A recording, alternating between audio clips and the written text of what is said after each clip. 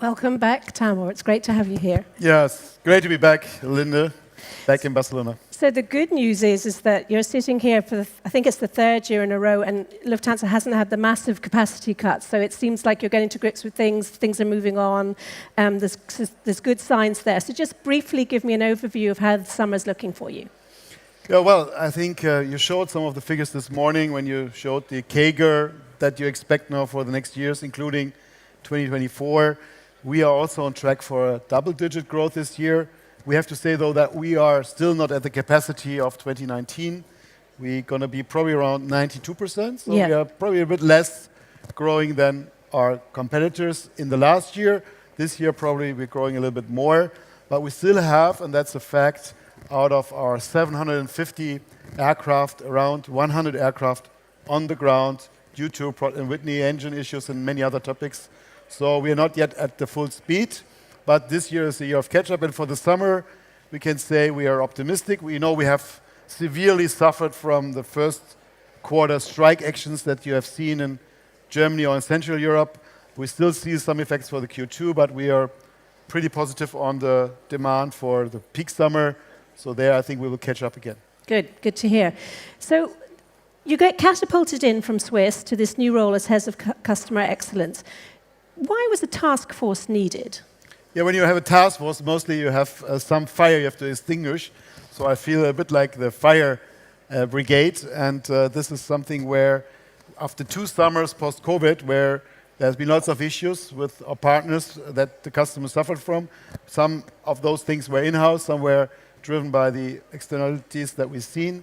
But we felt that for the 3rd summer, we still have to do a lot of brick and mortar fixing to make really the A to B traveling a more reliable one. And there are still some brick and mortar topics that we haven't had solved fully. And we thought, in preparation for this summer 24, that we tackle this, take the bull by the horns and have another task force. Task force for me is always something that you need to finish. It cannot be a continuum. Yeah? So we hope that after the summer it will not be needed anymore. Okay, you'll phase it out.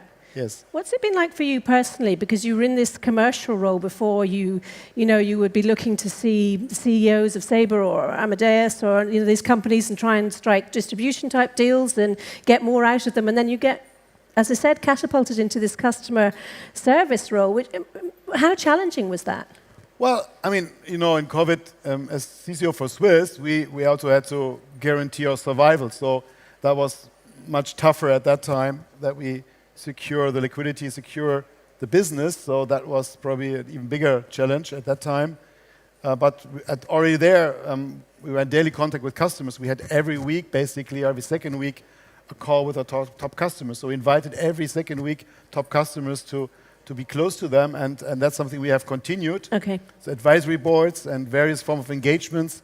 So, but the learnings were that still things need to be fixed, and I think that is already something we have learned during COVID, and we still continue also in the task force to follow that path. Okay, and were there 1 or 2 things that would consistently come up as you've continued that process that customers would say, you've got to sort this out? Yeah, I mean, the key things for each airline to be reliable is that you have a stable flight plan and you don't cancel short notice. And short notice means not the last week, but the last 3 months before the flight happens, number 1.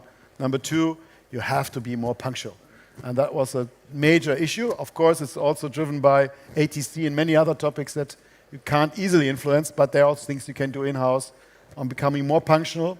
And number 3, you have to have a very good baggage service. So luggage is something that might not always feature that prominently in the NPS, but for any customer who suffers from it, it is the agony and the effects are, I think, even stronger than what we actually measure by NPS.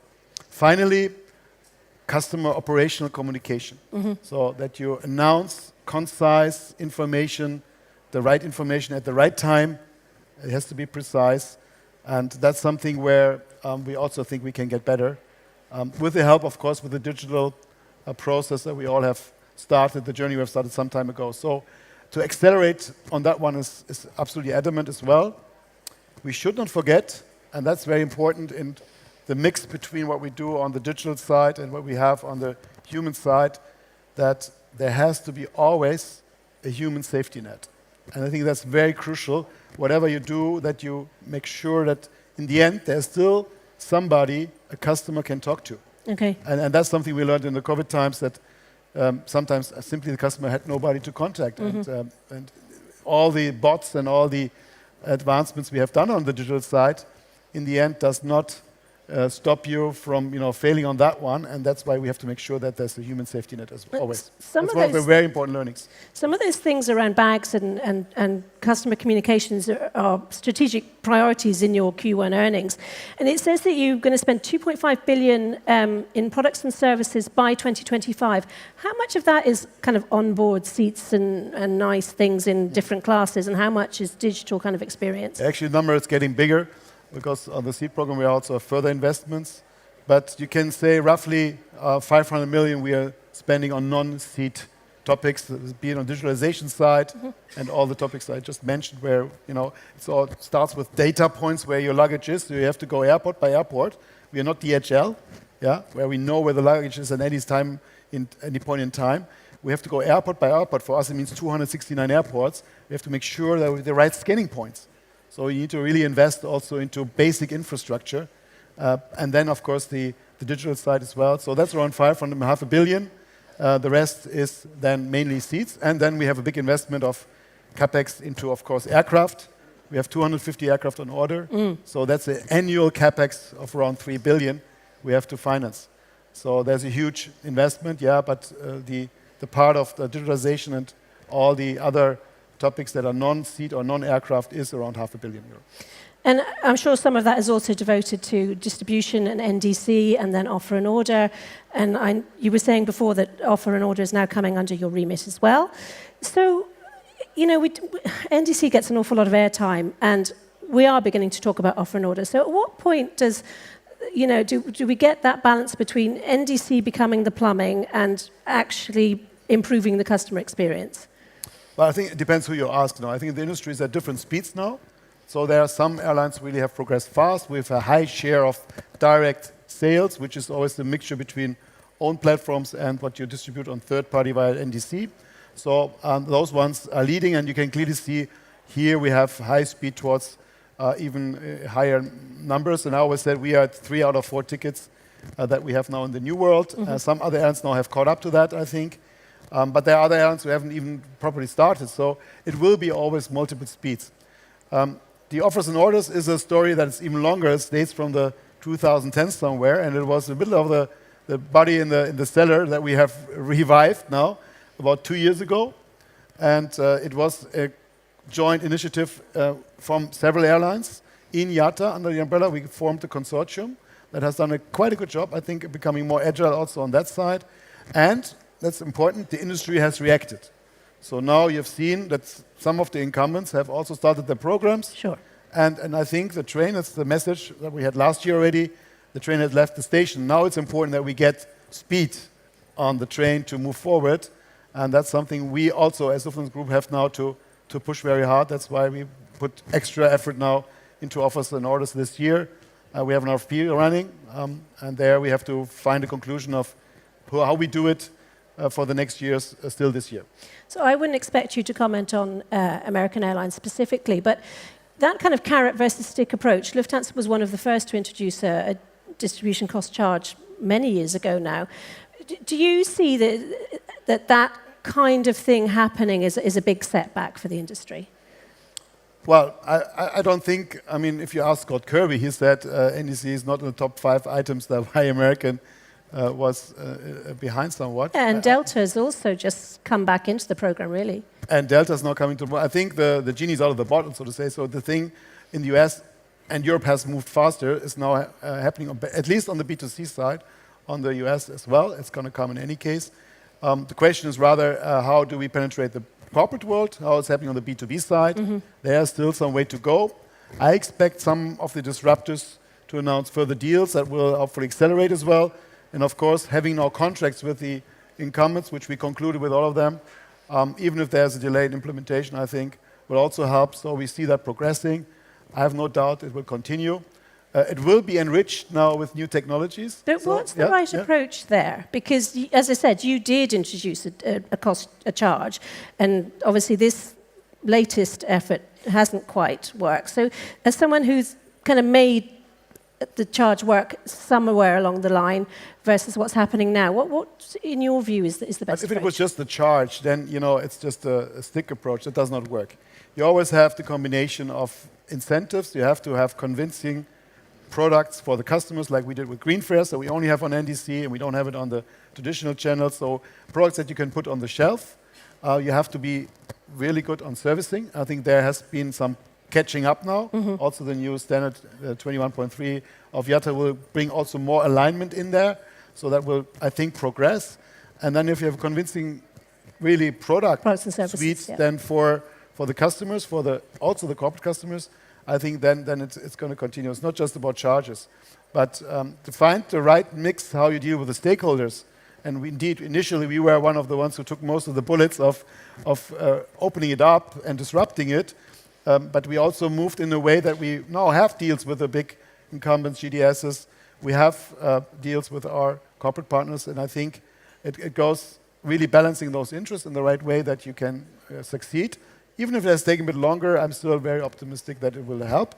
It has, and that's very important now, it has to adjust, though, also towards the new world of offers and orders. Let's not forget, if we introduce a PNR-free world in the next 5-7 years, whatever is the timeline. Do you think it is 5 to 7 years? Because if we look at NDC, it's not 5 to 7 years, is it? NDC took longer overall, and we have, as I said, to prevent some of the mistakes that we did during the NDC. Because it was a little bit everybody against everybody. And I think this time it's a much more consorted, let's say, joint effort of the industry. The consortium helps. Across alliances, it helps. The agreement, and you see how the incumbents have brought programs. First deals have been concluded. I mean, BA announced a deal with Amadeus. Some others announced some deals. So I think this is much more on a positive way.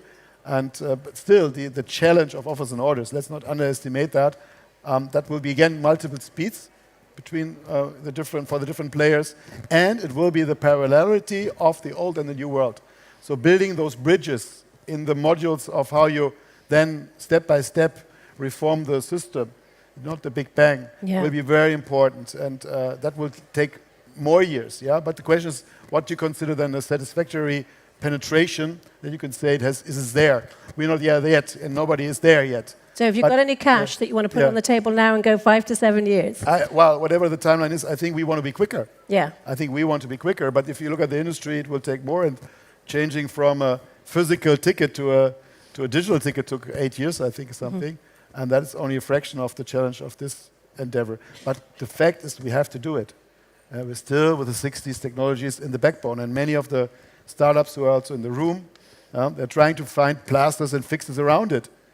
In the end, we cannot get around substituting this technology with the new tech. The world around us is changing too fast. And Gen AI and other topics will help us, and I'm sure that's going to be accelerated in every aspect of that journey. Well, let's talk about Gen AI. What are you seeing as the use cases within Lufthansa Group? What are the priorities when it comes to Gen AI? Well, I think you heard it this morning. It's fairly straightforward. I mean, the big first cases are probably coming from the productivity side, from the efficiency side, in many aspects adjacent to maybe the immediate customer experience. And then the big question is, how are we then approaching this triangle between inspiration, servicing, and commercialization, with then coming into that question of not just supporting, let's say, agents in call centers, which is fairly straightforward case with sentiment analysis or something like that, but really in the one-to-one engagement with the customer. Then we come to the core of the topic. And that is where you see trip planning and first cases, but this is going to accelerate probably, also voice-to-voice probably. And there you will hopefully, and I think you will see quicker some products coming out where we really come to the question of at what point can you partly replace a human with actually a artificial intelligence that can actually engage with the customer directly, or even with a B2B partner that is employing it, or they talk to each other. That's what was the agent color discussion was this morning. So I think that will come. but we're starting from the let's say the outer rim, the major, huge field, and it's endless almost of productivity efficiency. And then we enter more and more this question, and I think it's going to be quicker than when some people fear or some people who are more saying it's the hype thinking, and in the end it's always taking longer than we hope. And do you not think that there'll be sort of greater gains in the short to medium term in the productivity side as opposed to sort of customer service side, so on the B2B side? I think first of all, productivity side is on every aspect. It's from marketing to servicing to any topic. But the real question, I think, is when do we reach the stage that we can really replace? And I said, at the moment, we need human safety net. Yeah. So, but if you have that, then you can step by step walk forward. In the end, you won't notice the difference anymore at some point. So, but that is still some time to go. So we see which products can do that, but it has to come. Yeah, it has to come at some point. What do you think? What would you say that Lufthansa is currently doing well with the problems from the past few years, with the task force, with you in this role? What one or two things would you say you're doing well now? Yeah, I think airlines are traditionally metal-driven because that's what their business is. They're engineering companies. They have this fascination for flying and all that stuff. And yeah, we had the golden age of flying, and then there was the perception everything has been commoditized. And I think we, as a premium carrier group, we really would like to emphasize the premium aspect of flying. Getting the basics right from A to B, that's what the task force is really aiming for, but then find that extra. What is the USP that differentiates you as a premium carrier group? And I think there we have the best starting point. We just launched delayed, but we launched an extremely great product. If you look at our new hardware on the Lufthansa side, the new business class suites that we have, I think these are really top notch, but they have to come together with a holistic approach to product and servicing, and I think that's something where we can play a role. Also being a pathfinder for some of the technological disruption elements, like on NDC, offers and orders and other topics which more for this audience, I think we will invest further, and then there we have a lot of expertise there. And I think we're quite positive on the ability of the group really to progress there also. So we have a couple of minutes left. The pace of innovation is clearly picking up. Does that worry you? No, it's a great thing to do. And as I said, the airlines traditionally come from metal side. We have to come more, and that's learning for Lufthansa also, think more, of course, with the eyes of the customer. What does it mean, really? What does it really mean then if you use co-creation with customers? What does it really mean when you listen to them every week?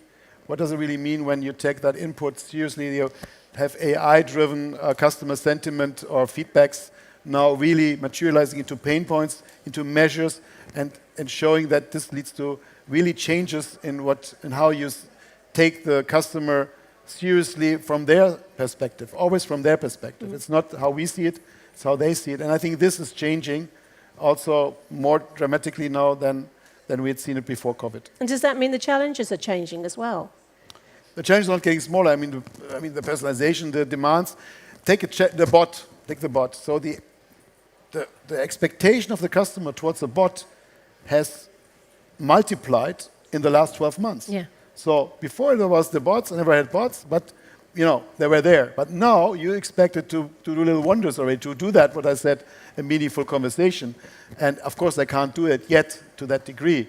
But with the expectations being raised towards the whole personalization of the journey and all those elements, there is I think a huge element of the burden on the shoulders of the airlines to actually fulfill those promises, and that's why we will invest further into those customer experiences. So we've got about a minute left. When we talked ahead of this conversation, you talked about the holistic customer experience, and you've talked a little bit about that in the last kind of 20 minutes or so. But you also cited brands like Nike and the idea of emotional storytelling. So there's two parts to this question. What brands come to mind, Nike being one, but what others might come to mind when you talk about this emotional storytelling? And what might Lufthansa's kind of slogan be if you look at what Nike's done? What could a group or an airline like Lufthansa do? Nike is a good example where when I was younger, one sentence, just do it, made us all athletes. Yeah? So we all became superstars in sport by wearing those trainers. So that's magic. If you can reach that with one sentence, and the whole, of course, marketing around it and the product quality, of course. So I don't think we are there. No. It would be great we are there, but we are not there. But we should aspire for something like that. Having a meaningful value-based customer brand promise first, then a customer promise, and then feel it in every aspect of the journey of every product and every service that you offer. And to get into this holistic, it's not just the seats. So Swiss, for example, we are launching, and it's still some time to go for the seats, but the program with Swiss Senses, an holistic experience, what you eat, what you feel, what you smell, what you see. Okay. I think that is something where you can come closer to that. You have to, of course, bring it into the context of an emotional storytelling, and that is based on those customer promise, again, based on those brand promise, and that based on certain values. And I said these premium values that we have are the ones that we will probably accentuate, work on the good things, but accentuate those more. So that is something where I think the airlines have still a lot to do. We learn maybe more from other industries than from other airlines, and I think the hospitality industry is one of the best examples where the best of the best really stand out. And I rather send my people to hotel school training than to traditional, crew training. So at least an element of it should be there. So there we can learn definitely. Great. Tamur, great to talk to you. As always, thank you for joining us. Thank you.